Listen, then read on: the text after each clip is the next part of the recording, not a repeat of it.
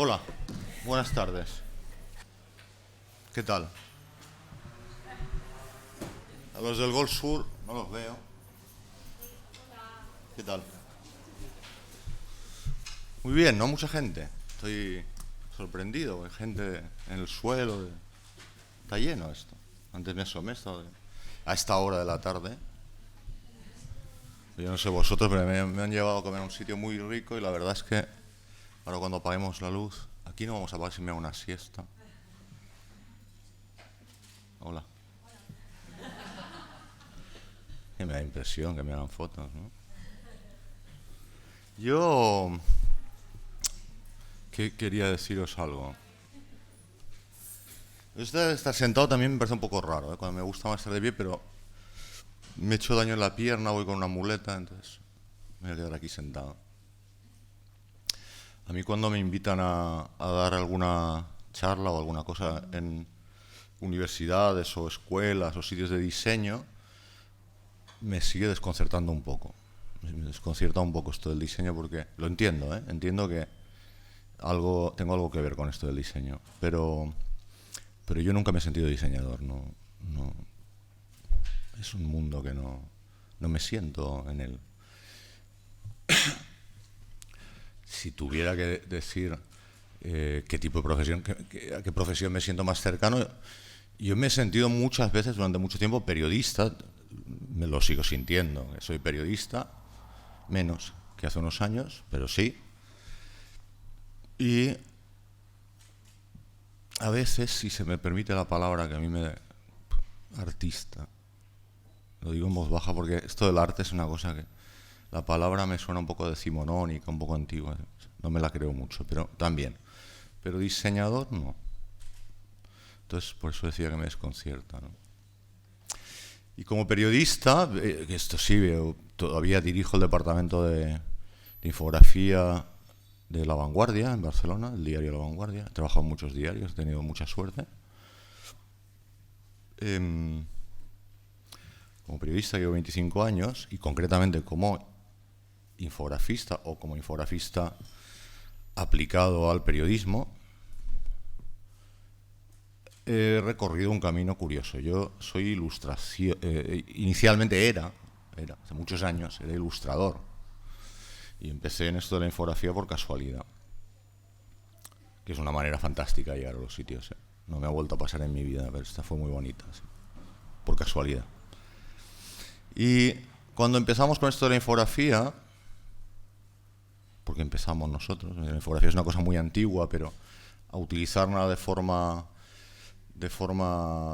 habitual en los medios de comunicación diaria, yo diría que coincidió con mis inicios, con mi época. Había una cierta confusión respecto a qué era esto de la infografía, ¿no? El diseño, la ilustración tenía algo que ver, pero no se sabía muy bien qué. No estaban claros los límites, no estaban claras, no había unas reglas académicas y las tuvimos que hacer nosotros. Y al poco tiempo convinimos todos que lo nuestro era periodismo. Nosotros decíamos periodismo, comunicación y en el caso de trabajar en un medio, periodismo. Y llegamos a ese acuerdo, en un consenso amplio, ¿no? En los últimos años se ha establecido de nuevo un debate en el mundo de la infografía periodística con la aparición de lo que se ha venido a denominar como Big Data, visualización de datos. No sé si esto sonará. Entonces está ahí todo un debate, abriéndose un debate, y esto viene sobre todo de la mano de diseñadores gráficos, que no de los periodistas, ¿no? Y aún ir reconociendo que todos los debates son interesantes y son enriquecedores, ¿no? Me parece a mí. Este creo que es especialmente estéril. ¿Por qué digo esto? Porque en realidad la infografía y la visualización de datos, la infografía, todas estas cuestiones ya las tenía solucionadas de antemano.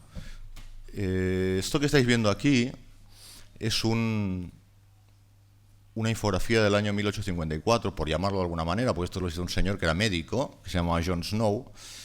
Y este médico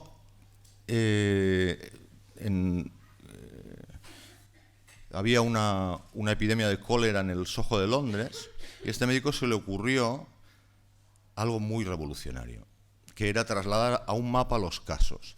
Entonces recorrió el Soho de Londres y fue anotando dónde estaban los muertos, dónde habían muerto gente por culpa del cólera, ¿no? Y es este detalle que veis aquí ampliado. ¿Esta manita se ve? ¿Esta manita? Yo sí la muevo, ¿sí? Bien. Tengo un cursor aquí. Como podéis ver en este detalle, que es esta zona de aquí, cada línea de estas negras es un muerto, es un cadáver. Entonces él fue anotando, hizo este relevamiento, hasta que se le dibujó un mapa, que si elimináramos el mapa de calles de Londres, nos quedaría un mapa del cólera, o de los muertos del cólera, ¿no? Y se veía que los casos se arremolinaban alrededor de un pozo, lo veis aquí, pozo de agua, que él recomendó, supuso que ese era el origen del cólera, ¿no? De la epidemia. Recomendó que lo cerraron y al poco tiempo la epidemia desapareció. Este es uno de los primeros casos, no el único, hay muchos aquí en España, en todas partes, pero este es especialmente interesante, especialmente revelador del uso de la cartografía, el uso de los datos para dibujar realidades que no conocíamos. Sabes que hay cólera, pero no sabes nada más, ¿no? Este es un caso que te dibuja esa realidad. Y ese es uno de los trabajos de la visualización de datos actual, ¿no? Pero también, si nos miramos este ejemplo del Universal Magazine del 1796, pues esto es un tipo de gráfico ilustrado, de enciclopedia, de toda la vida, ¿no? Siempre han existido. Que vendría a ser un poco la discusión que existe hoy, ¿no? El gráfico ilustrado, que sería este caso, versus los datos puros, todos los datos, que sería el del otro caso, ¿no? Claro, en este caso de hoy día podemos ver trabajos de este estilo con una infinidad de datos tremendas. Por ejemplo, ayer estaba mirando un gráfico del Guardian, en el que puedes ver todos los aviones del mundo en este momento dónde están. Lo podéis ver en internet luego si queréis, ¿no? Y la cantidad de datos que podemos recoger hoy en día son enormes y tenemos las herramientas para hacerlo, pero en esencia es la misma idea que la que vemos aquí, ¿no? Y este es un clásico, ¿no? Entonces, a mí me parece que es estéril sobre estas dos maneras de trabajar la información, es bastante estéril este debate, ¿no? Me parecería, desde el lugar de periodista, más interesante un debate sobre los géneros. Por ejemplo, el análisis, el reportaje, la crónica, es decir, géneros periodísticos, cómo los tratamos gráficamente, ¿no? Porque hoy en día se tratan todos igual, no hay ninguna diferencia entre un análisis, una crónica, es lo mismo, ¿no? Y eso sí me parecería interesante. Y especialmente interesante me parecería la opinión. ¿Se puede hacer opinión con gráficos, con infografía?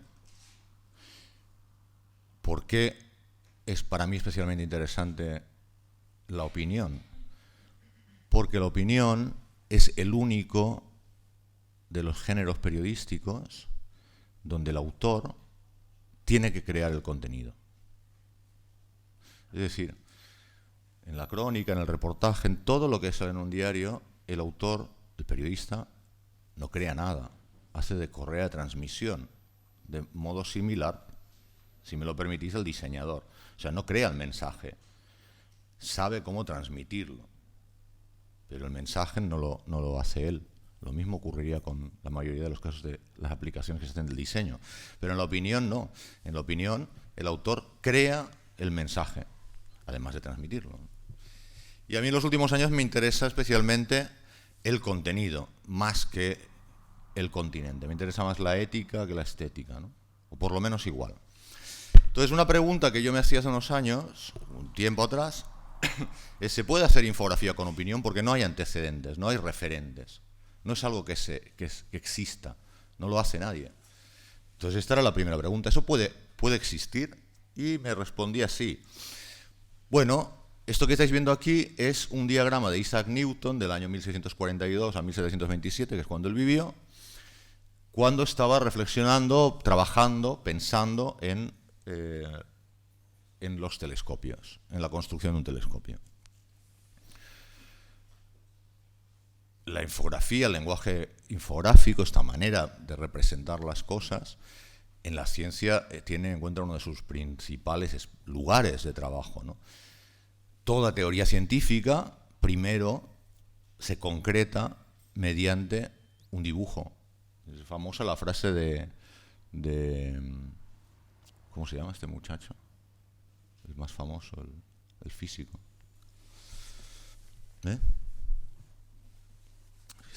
Gracias. Es que esta memoria mía me tiene... Lo de Einstein que decía, sí, hay muchas frases de estas, ¿no? Si lo puedo dibujar es que lo he entendido, ¿no? Es una manera para los científicos de concretar, o al revés, si no lo puedo dibujar es que no lo he entendido. O sea, el dibujo es una manera de concretar toda una reflexión intelectual. Y esa reflexión intelectual, de los científicos, hasta que no se convierte en una verdad empírica, en una verdad científica, es una opinión, de alguna manera, ¿no? Yo creo que, mi opinión, esto es así, la Tierra es redonda, pero no lo puedo demostrar. Así que sí, se podría decir que sí. Muchas de estas elucubraciones de los científicos finalmente se convierten en verdades empíricas, pero otras no. Este ejemplo que os muestro aquí del manuscrito de Voynich es un libro encontrado en el norte de Italia en el siglo XV, sobre el que hay supuestamente del siglo XV, sobre el que hay un gran debate sobre si es real o es toda una gran burla de alguien que hizo un libro para venderlo como si fuera una obra de arte antigua y en realidad no lo es. Todavía los científicos no se ponen de acuerdo. Pero este libro es prácticamente todo él un gran diagrama, está lleno de diagramas como este que podéis ver aquí, que es una representación del mundo, pues absolutamente interpretativa y subjetiva del señor que la hizo, pero que ha quedado con una voluntad científica, pero que ha quedado en eso, en una interpretación de la realidad, en una opinión, en una forma de ver el mundo, ¿no? Ahora, estos ejemplos que estáis viendo y de los que se ha hablado son intentos de representación del mundo externo por parte de científicos, digámosle. Ahora, ¿qué hay del mundo interno, por decirlo de alguna manera? ¿Se pueden hacer diagramas de las reflexiones, incluso de los sentimientos? Se puede. Es muy raro, más raro todavía. Hay menos ejemplos. No sé si es raro. Hay muy pocos ejemplos. El que tenéis aquí es uno de los pocos que yo conozco, es Rudolf Steiner. Esto es a principios del año 23. Este señor, creador de la escuela Waldorf, entre otras muchas cosas, que era un tipo de arte que se basaba en esta forma de hacer, que son... Esto que veis se conservó porque él no hacía arte, o no lo hacía con la voluntad de hacer arte, sino que es una pizarra. Entonces él, en sus clases, era maestro, utilizaba diagramas y tizas de colores para explicar generalmente conceptos metafísicos, intangibles, ¿no?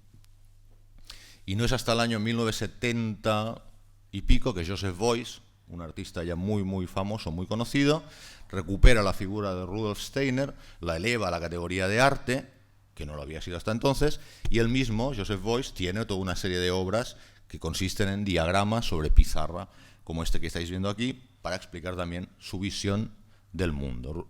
No sé si Joseph Beuys lo conocéis, pero es una persona con una gran vinculación política, es creador del Partido Verde Alemán, entre otros muchos partidos, una forma también de enseñanza, etc., ¿no? De todos modos, el ejemplo, yo creo, más acabado de infografía en este sentido, en el sentido de opinión o de subjetividad, que es un concepto bastante extraño, la infografía y la subjetividad. La infografía siempre pretende dibujar la objetividad, si es que tal cosa existe, es, una vez más, Marcel Duchamp.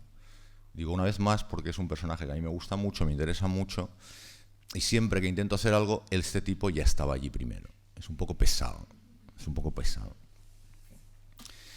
Una de sus obras más famosas, si no la más famosa, es esta, es La novia puesta al desnudo por sus solteros aún, y no lo diré en francés porque no tengo buen paladar para los idiomas.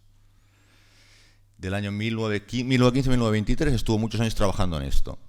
Es una obra sobre cristal, hecha con hilo de cobre, polvo, barnices y demás, que viene a representar más o menos, según Marcel Duchamp, lo que el título indicaba, ¿no? Que es una novia puesta al desnudo por sus solteros.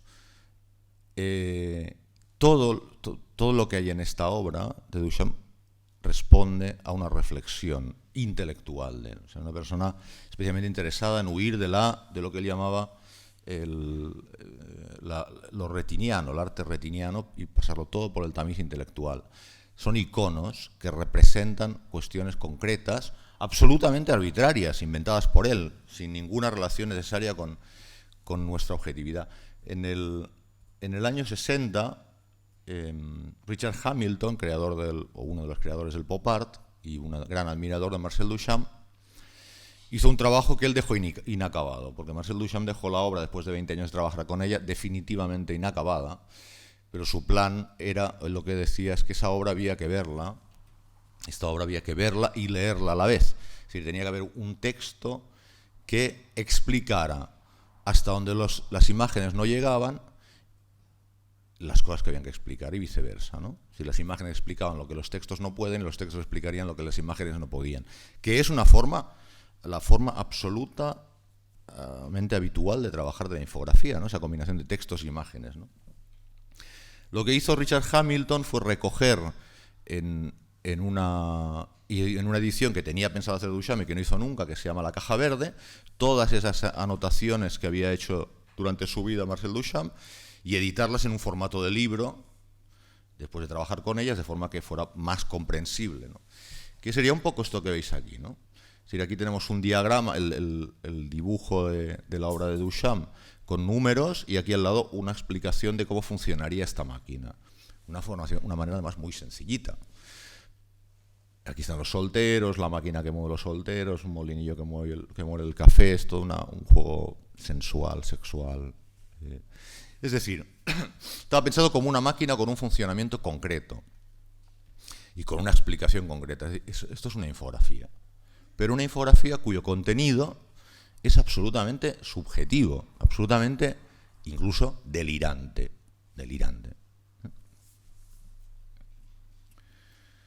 Buscando por un día, hacía tiempo por YouTube y por ahí, me encontré que había un grupo de gente que había hecho un vídeo de cómo funcionaría esta máquina si de verdad existiera.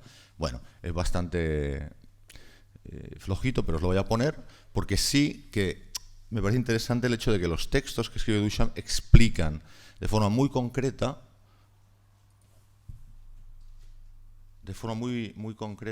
cómo funciona. Es decir, podríamos decir, yo lo veo y reconozco en este vídeo el funcionamiento que el funcionamiento es correcto o no, pero tal como lo explicaba Duchamp.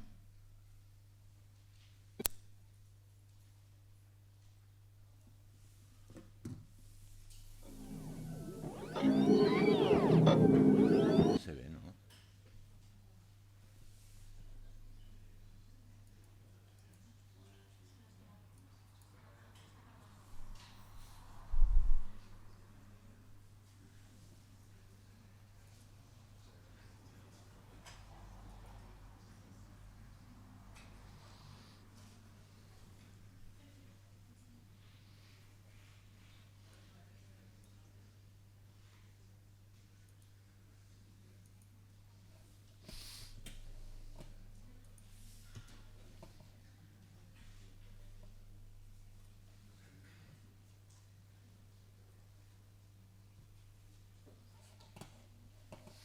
Lo voy a dejar.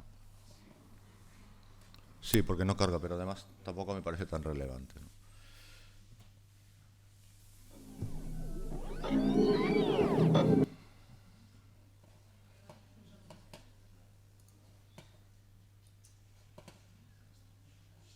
Si lo queréis ver, ponéis el nombre de la obra en YouTube y lo encontraréis. Lo ha visto muy poca gente, es una cosa... Y además tiene algún premio. Está más o menos, pero sí que es... Te tenía que interesar bastante el tema, pero sí me parece interesante. Bueno, ahora unos 3 años me pareció... Me aburría con mi trabajo habitual periodístico habitual, ¿no? Entonces me inventé una propuesta que La Vanguardia, el diario en el que trabajo, aceptó encantada, que era hacer una columna de opinión no solo con la infografía, aunque eminentemente, pero decidí no limitarlo solo a la infografía, sino con todas esas cosas, esos recursos para comunicar que con mayor o peor fortuna en 25 años pues he aprendido a manejar, que son la ilustración, la fotografía, el texto, el diseño y la infografía, en gran medida, ¿no? Entonces, tenía algunas premisas con esta columna de opinión, que eran las siguientes. Tenía que tener el mismo formato exacto que cualquier columna de opinión del resto del diario. Es decir, no quería que hubiera ninguna leyenda, ninguna aclaración, como suele hacerse con la opinión gráfica, que tiene otro formato y que te dice visualmente, ¿no? Yo quería que fuera exactamente igual. De tal manera que esto produciría cierto desconcierto al lector. Yo era consciente de eso. Y la segunda, que no saliera en cultura, que es donde enseguida La Vanguardia dijo, bueno, esto como no lo entendemos, lo meteremos en cultura. Finalmente cualquier cosa en cultura, ¿no? No, entonces yo tuve que pelear, y fue una pelea. Esto fue en contra de la jefatura de la sección donde yo quería que saliera, que es Tendencias, imponerlo allí. ¿Por qué? Precisamente por eso, porque quería que el lector abordara la mirada de esta lectura con la que el que va a mirar una noticia o una columna de opinión cualquiera, ¿no? Aquí podéis ver 4 ejemplos de 4 días distintos, ¿no? En unos hay más texto, como veis, y una cuestión de una gráfica de datos. En la otra sería todo un lenguaje infográfico, de diagramas. La tercera es más un juego de diseño, pues una sustitución de letras por colores.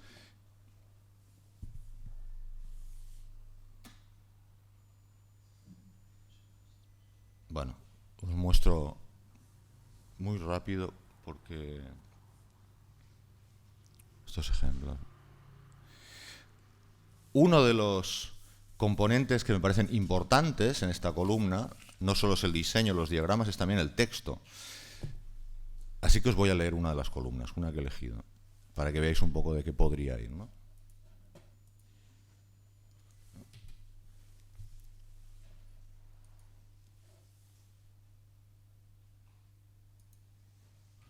Bueno, es que había sonido, pero no funciona. Aquel día, al regresar del trabajo, encontró a su mujer entusiasmada. Algo excitante le había ocurrido a su vida sexual. El Instituto Nacional de Estadística le había hecho una encuesta telefónica. Él también se alegró. Finalmente podría verse reflejado en esas estadísticas que de forma regular publican algunos medios de comunicación y en las que nunca se sentía representado. Ella le propuso un juego de pareja. Él respondería las mismas preguntas que a ella le habían formulado y verían hasta qué punto sus respuestas eran coincidentes. Llevado por el sentimiento de protagonismo y ajeno a todo el embrollo en el que se estaba metiendo, aceptó. Primera pregunta. ¿Con qué frecuencia mantienen ustedes relaciones sexuales? 4 veces a la semana. Había sido un buen día y se sentía capaz de duplicar la media nacional. Segunda pregunta.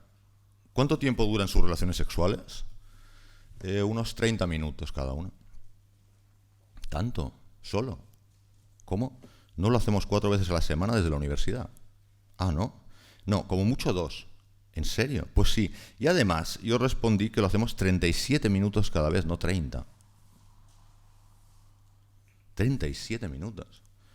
¿Será algo femenino responder con una cifra con flecos a una pregunta estadística? Bueno, no sé, da lo mismo, ¿no? Menos tiempo, pero más veces.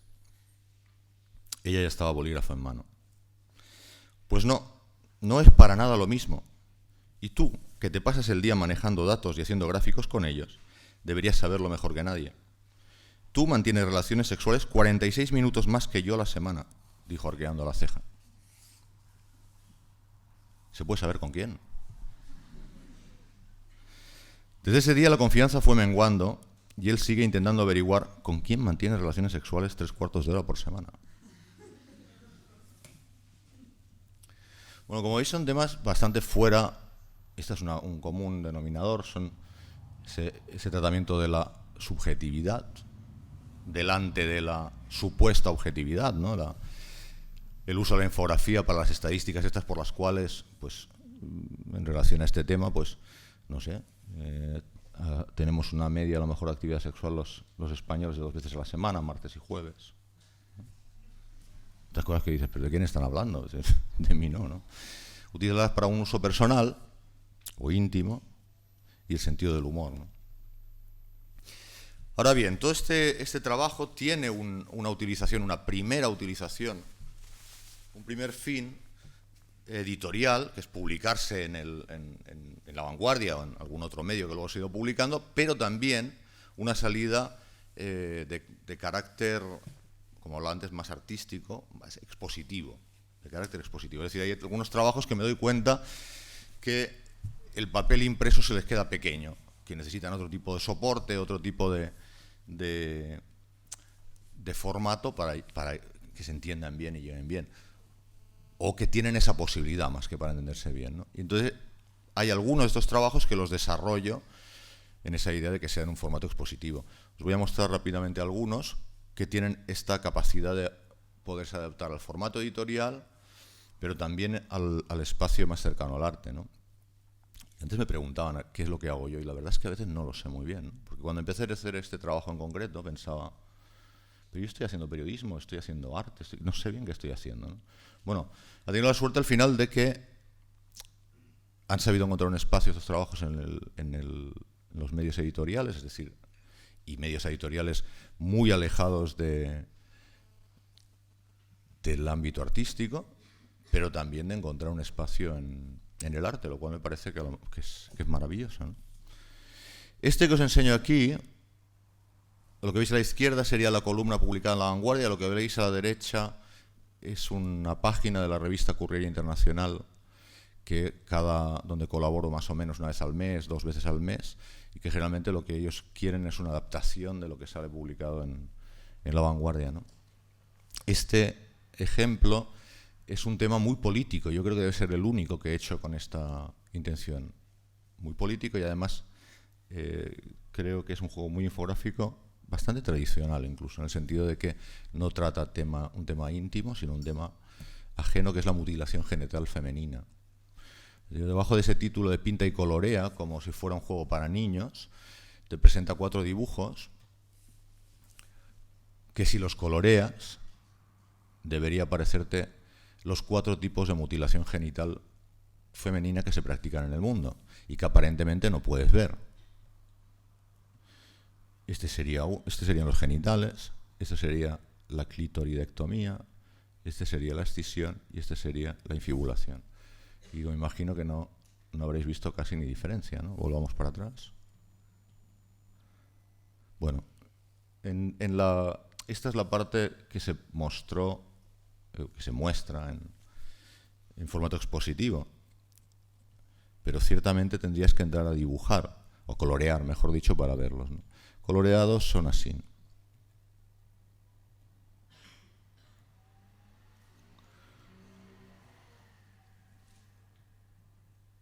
Lo que se muestra en galerías o en museos es los 4 dibujos que tú puedes colorear y los 4 dibujos coloreados. La verdad es que me sorprende mucho. La primera vez que hice una exposición con ese trabajo fue este que estáis viendo el marzo del año pasado en el Santa Mónica de Barcelona. Y me llamó mucho la atención porque yo pensaba que la gente colorearía. Al lado hay una serie de gráficas y de estadísticas que en la foto casi no se ven, que te hablan de que son cerca de 50 millones de mujeres mutiladas en el mundo, hoy en la actualidad, ¿no? El tipo de mutilación, eso.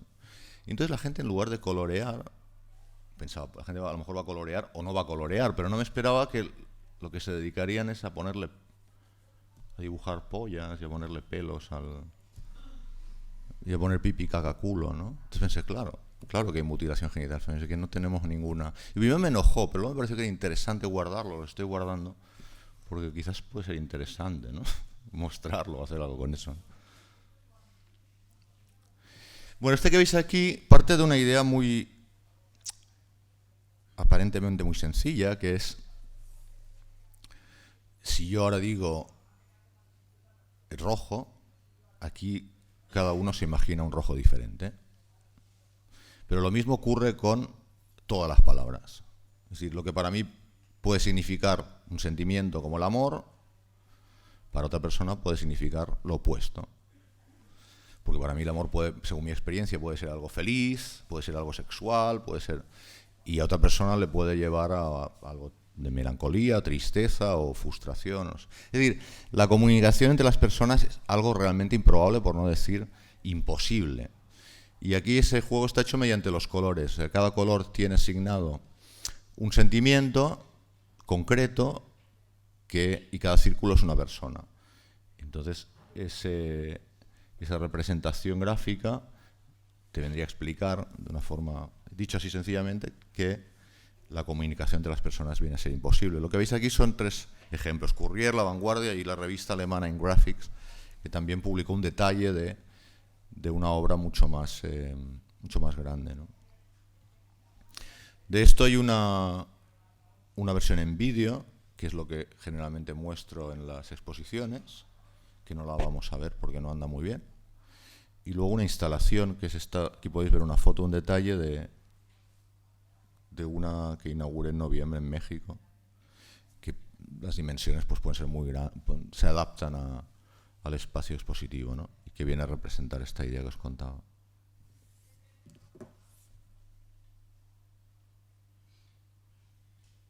¿Qué tal vamos de tiempo? Es que no lo sé. ¿Y esta qué hora tengo yo? ¿Eh? Vale.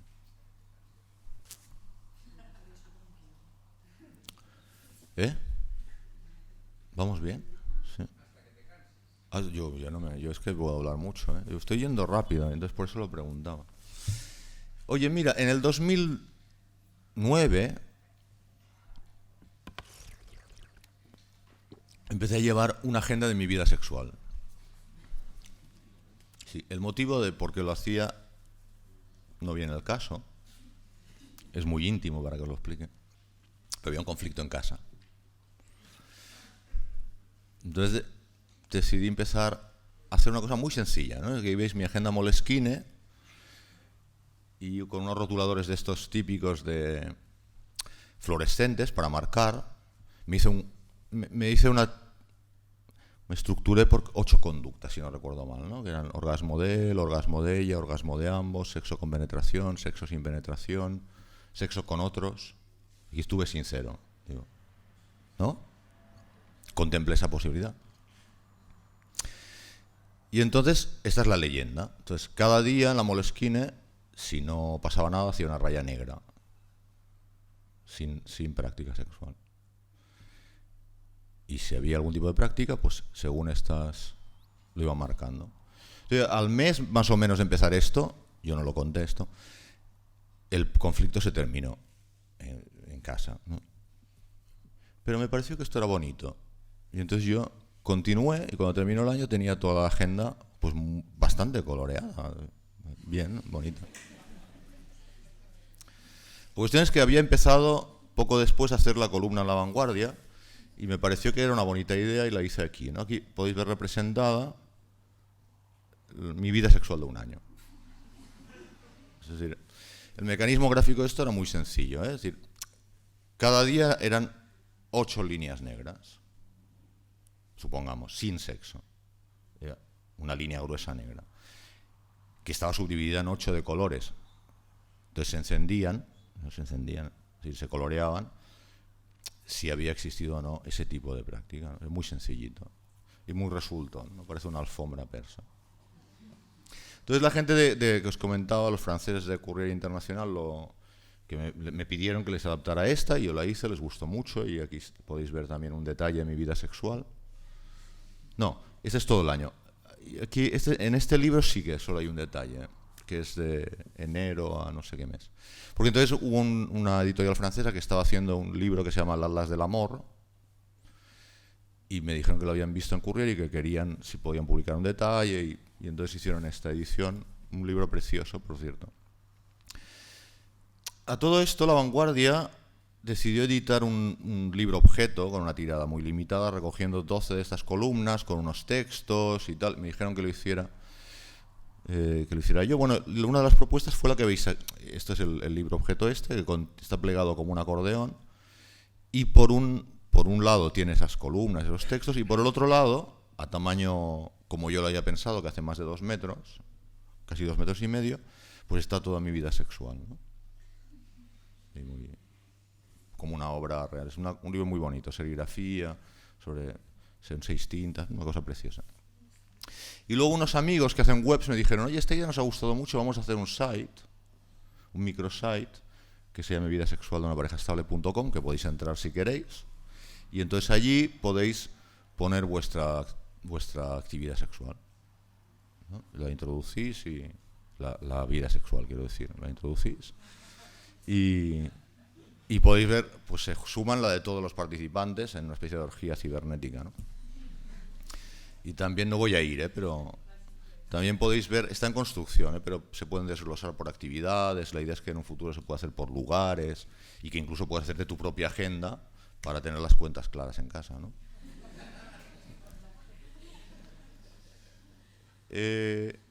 La cuestión es que dos parejas, 4 amigos, bueno, 2 amigos son sus parejas, les gustó tanto la idea que se engancharon y hicieron también su vida sexual. Me pasaron los datos para que yo la hiciera. Y entonces se la hice y se creó este tríptico bueno, esta es la mía. No, te lo digo porque, como veréis, hay más color. Esta es de aquí, creo que es esta, ¿no? Los de allá estaban más bajos de forma.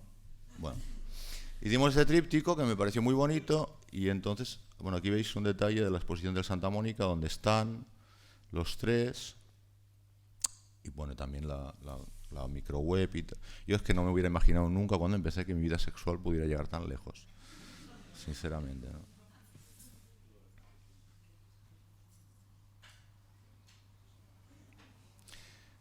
Muchas de estas columnas no tienen nada que ver el texto que explica un cuento, en este caso una especie de cuento, con la gráfica. La gráfica es una serie de talleres que hice en Argentina y Brasil, les proponía a las personas que participaban un juego casi psicológico, que era a partir de 5 o 6 colores, no me acuerdo ahora, también de rotuladores de estos fluorescentes o de ese tipo de rotulador, se dibujaran a sí mismos siguiendo las siguientes premisas. Cada color representa un paquete de emociones o de sentimientos. Ansiedad, angustia, melancolía, triste, ¿no? Alegría, felicidad. Y entonces que tuvieran en cuenta el espacio que ocupaban con ese color y la interrelación que había entre esos colores y los sentimientos que se les supone, a modo de leyenda, ¿no? Entonces la gente se dibuja de maneras tan curiosas como estas, ¿no?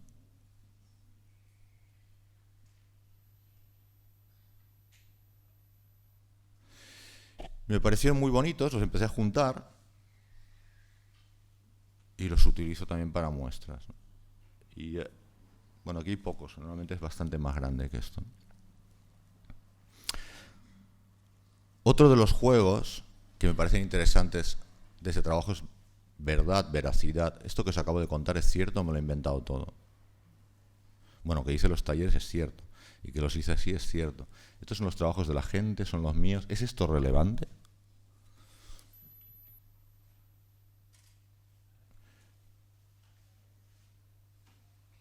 Esta es una historia muy bonita, casi literaria, de la relación de 2 personas, real, está explicado en primera persona, porque además me parece que el hablar en primera persona en los medios de comunicación es algo no solo que se ha perdido, sino que en periodismo te enseñan, no se escribe en primera persona, y a mí me parece que la primera persona es muy importante, que debemos recuperar la primera persona.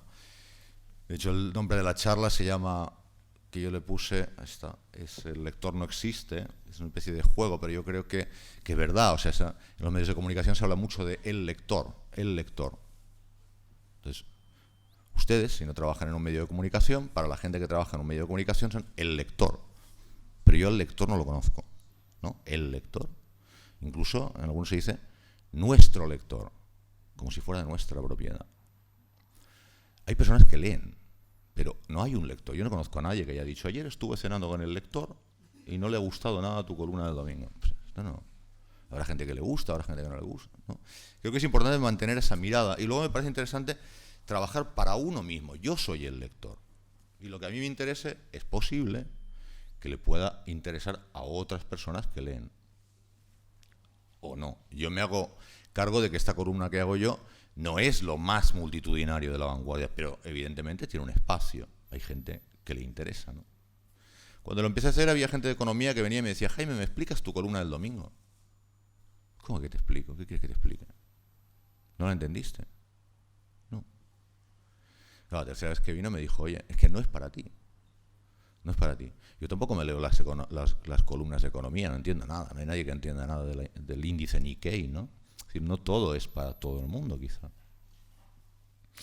Esta que os comentaba, está escrita en primera persona sobre la relación de una pareja, un hombre y una mujer, que están viajando por Europa por separado. Y la única manera que tienen de comunicarse, o la principal, son los mensajes SMS. Esto ya tiene unos años, ¿no? El trabajo consiste en explicar esta historia en gráficas, ¿no? Que son las ciudades desde donde se mandaron los mensajes, que ella le mandaba a él, los de él no aparecen, desde dónde se recibieron, en qué cantidad sería esta gráfica, ¿no? Es decir, de Madrid a Lisboa, pues 256 es el mayor número de mensajes enviados, y la cantidad recibida en cada ciudad. Y a partir de eso se construye un mapa, digamos, emocional, el mapa de esta emoción, de esta relación, ¿no? Como veis, los mensajes en SMS son en verde, porque esto es el Paleolítico superior, ¿no? Bueno, no hace tanto que los mensajes, las pantallas eran en verde.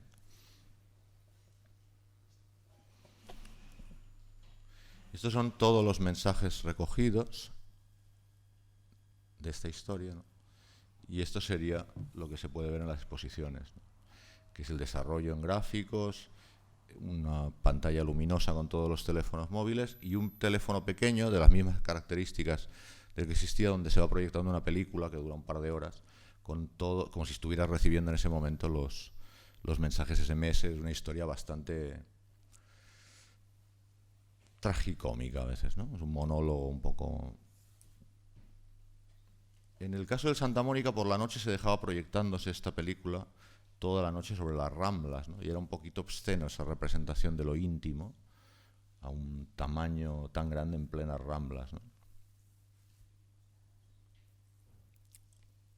Bueno, y finalmente os voy a enseñar uno también escrito en primera persona, que se supone que soy yo dejando de fumar.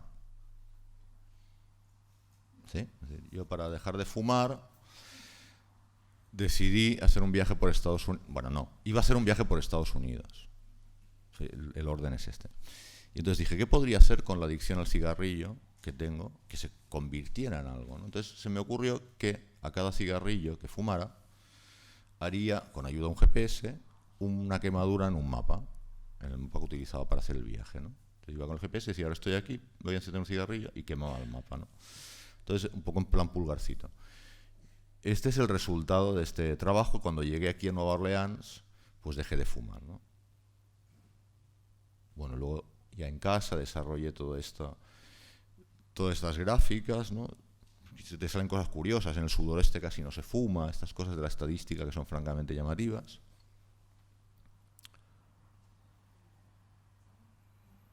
Claro, esto a mí me hace gracia porque la verdad es que nunca dejé de fumar.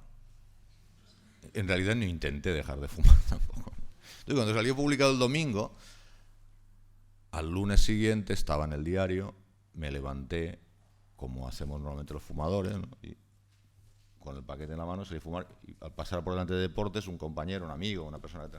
O sea, Jaime, pero no habías dejado de fumar. Y le dije, Carlos, o sea, ¿pero cuánto hace que trabajas en periodismo? Dice, pues 15 años más o menos. Todavía te crees lo que publicamos, ¿no? Es que es increíble. Hay gente que se publica. No, pero ahora fuera bromas. Me parece que este juego de si es verdad, si no es verdad, si es veracidad, es otra cosa interesante. No nos olvidemos de que es una columna de opinión, no está vendido como información.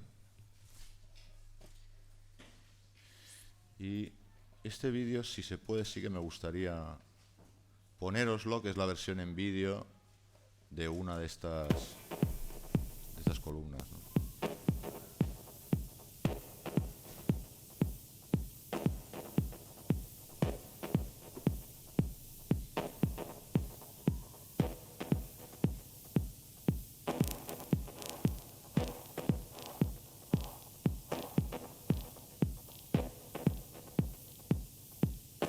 Individuos normales son mayoría y orbitan alrededor de un centro de pensamiento común que se llama norma. El diámetro de su órbita puede ser mayor o menor según el acatamiento que hagan de la norma.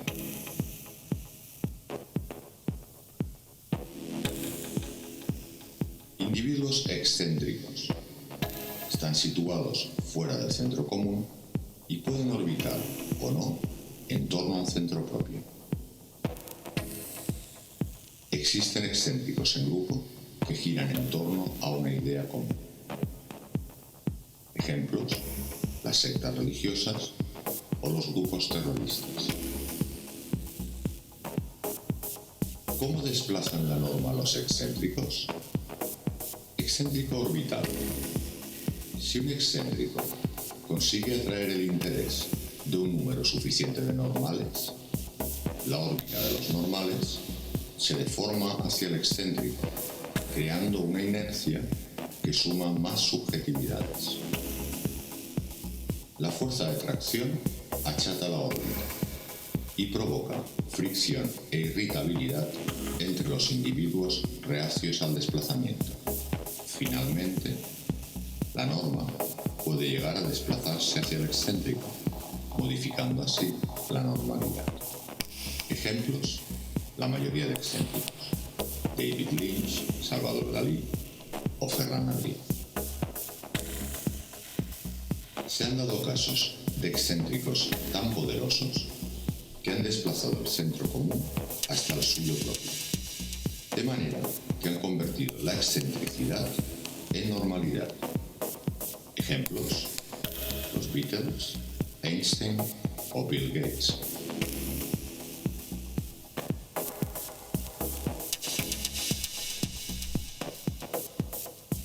¿Cómo desplazan la norma los excéntricos sin centro? Cuando los normales llegan al punto de atracción del excéntrico, este ya está en otro lugar, lo que crea así un movimiento permanente de la norma que desconcierta a los normales y provoca reacciones agresivas hacia el excéntrico. Ejemplos: Miles Davis, Steve Jobs o Marcel Duchamp.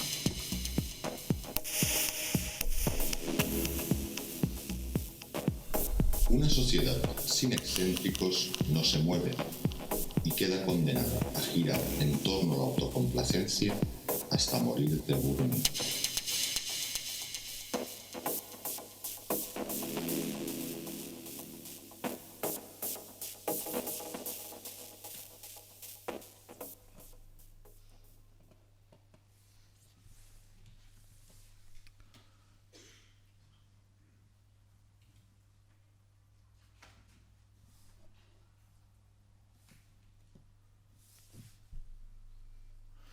Hace unos 15 años hacía esto. Como veréis, aparentemente no tiene mucho que ver. Y no solo aparentemente. Pero sí tiene una evolución clara, ¿no? Este es un trabajo que reúne bastantes características de lo que en aquel momento buscaba, que es un interés por la plástica muy grande. En aquella época la infografía, el contenido, sin embargo, es puramente periodismo. Esto nos explica una especie de pequeña enciclopedia en 2 páginas de la ballena franca, que es una especie de ballena que se puede avistar en la Argentina, que es donde vivía entonces. Pero sin embargo la puesta en página que podéis ver es mucho más personal. Hay un trabajo de uso de los colores, de estética, de trabajo manual, cuando en aquella época se hacía todo en ordenador. Era muy raro un trabajo de infografía con contenido informativo periodístico hecho a mano, y más aún como en este caso, que si os fijáis, la ballena, a pesar de ser reconocible como esa especie de ballena franca, no cualquier ballena, pues está hecha a partir de pequeños grabados, ¿no? De dibujos. Pues aquí hay una ballena varada, aquí hay otro cachalote, aquí hay un delfín al revés, la cola está formada con peces, hay un barco, es decir, está hecho con una plástica, con un juego plástico que era muy, muy extraño entonces, ¿no? A mí me interesaba mucho saber si se podía hacer periodismo visual, periodismo gráfico, y construir un estilo personal y reconocible a la vez, y también que ese estilo potenciara la información que estábamos intentando transmitir. Aquí veis una del crack del 29 y la fiebre, ¿no? La gráfica de fiebre tradicional en economía está hecha con unos cristales cortados, ¿no? Y mucha morfología, un trabajo de collage, y es muy poco habitual, ¿no?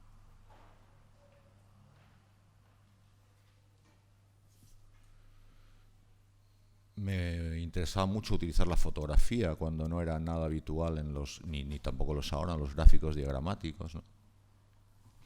Ya existía un interés claro por el uso del trabajo manual, como os contaba antes, en este caso con marcadores de colores para explicar el funcionamiento del Viagra, ¿no?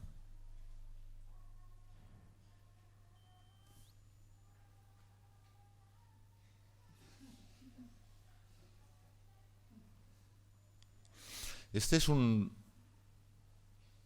ese trabajo formaba parte de un anuario que editaba el diario Clarín, que es donde trabajaba, en aquel momento el diario más vendido del mundo en habla hispana, ¿no? 1.200.000 ejemplares diarios. Y a final de año hacían el anuario y recogían en él todas las noticias más importantes. Y había 2 páginas de gráfico de cada una de las secciones, economía, política, información general, que recogía lo más, según la redacción, lo más importante. En este caso era la caída de las bolsas desde Asia hasta Latinoamérica, ¿no? Y a mí me pareció interesante en aquel momento hacerlo con el lenguaje del fax, que es una cosa que ya parece viejísimo, pero que bueno, aún existen los fax, ¿no? Entonces la sección de economía solía traer mucho la información con fax. Entonces me traían los datos en fax y yo me puse con dos faxes y me iba mandando la información de uno al otro. Pues me parecía que esa tinta era muy interesante, ¿no? El color ese negro que luego se volvía como un gris amarronado. Y según las cosas que iba haciendo, lo iba con unas tijeras y pegamento, lo iba armando, ¿no?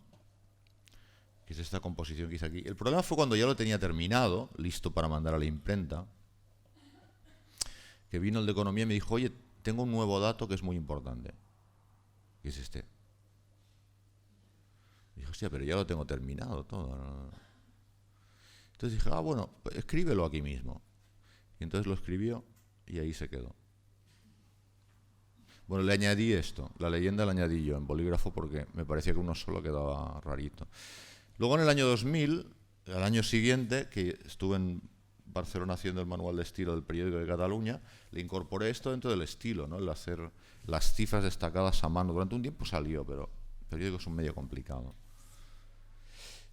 Una de las cosas que me sorprende de estos trabajos que tienen tantos años cuando los reviso es un poco la perdurabilidad que tienen. Es decir, 15, 16, 17 años es mucho tiempo y sin embargo podían haber sido hechos hoy. En muchos casos porque podían haber sido hechos hace 50 años también. Sí. Este que veis a la izquierda es un gráfico que hice en el año 96 para Clarín, que explica, es un gráfico muy sencillo, un gráfico de torta, ¿no? Nos explica que casi la mitad de los argentinos son pobres, o eran pobres, no tenían el dinero para subsistir, para comprar lo esencial para la vida, que son estas migajas del pan que veis, ¿no? Bueno, otra cosa que me pareció interesante de este trabajo es que había una carga de opinión, sin duda.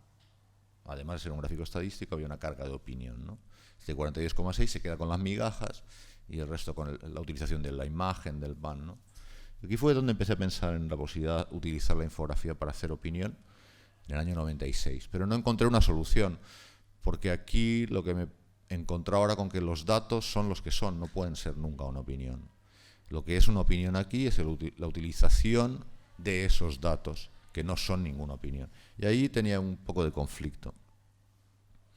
El caso es que el año 2012, en La Vanguardia, me dijeron por qué no rescataba ese gráfico para explicar la situación de España hoy, donde el 38% tiene un sueldo que a duras penas llega para subsistir, ¿no? Y luego Ocurrida Internacional, que también lo vio, me pidieron que les hiciera el mismo gráfico. Esto es España hoy y esto es Argentina hace no sé cuántos años. Este es el 2013 y el gráfico sigue funcionando bastante bien, ¿no? Uno de los últimos trabajos que hice en aquella época, donde la plástica era tan importante, donde el estilo personal era tan importante, pero seguía utilizando temas ya fuera de la agenda, porque en este caso lo que explica el gráfico son grandes inventos de la humanidad. Y un día me encontré en una librería de viejos en Buenos Aires un libro de la Oficina de Patentes de Estados Unidos, donde transcrito tal cual, el inventor lo había hecho, incluso con dibujos, diagramas del inventor, te explicaban grandes inventos que nunca habían funcionado. No sé por qué, porque algunos son realmente brillantes. O sea, este que veis aquí en medio es un sistema de escape para incendios en Nueva York, ¿no? Si tú hay un incendio en un rascacielos, te pones un casco con un paracaídas y unas botas de caucho y te tiras el piso 20.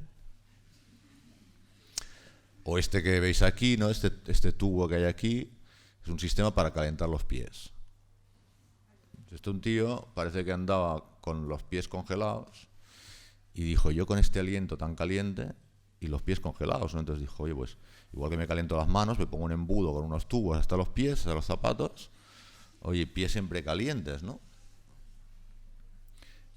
Este de la lupa es curioso, este me llamó mucho la atención. Es un pico de sifón con unos pinchos, ¿no? Con unas aletas en forma de pincho para evitar que la gente se hiciera lavativas con el sifón.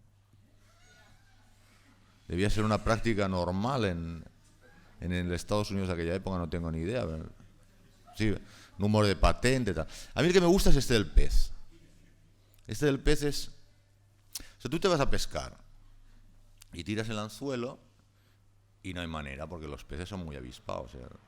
Entonces, este tío dijo, joder, pues si le pongo un espejito con el anzuelo, cuando venga el pez, dirá, no lo veo claro, pero a la que vea reflejado en el espejo, otro pez que se abalanza hacia el gusano, un competidor, el tipo, ¡ras!, se tirará, ¿no?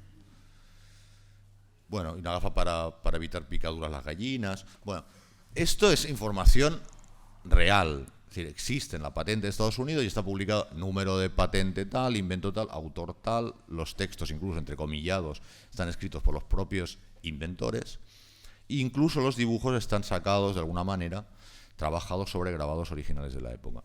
Ahora, como veis, está totalmente fuera de lo que habitualmente publican los medios de comunicación, está totalmente fuera de la agenda periodística. Y mi pregunta cuando lo vi hace poco era si en realidad esto me lo hubiese inventado como una forma de crítica hacia lo que conocemos como progreso, ¿habría funcionado igual o no? No lo sé. Pero en realidad tengo la sensación de que esto era el año 2000, estaba a un paso de lo que en los últimos 3 o 4 años he estado haciendo y sin embargo me llevo 10 años. Pero bueno, a veces estas cosas del trabajo creativo y el diseño y eso, tiene esto, ¿no? Y creo que me he pasado incluso en el tiempo y es todo lo que quería deciros, ¿no?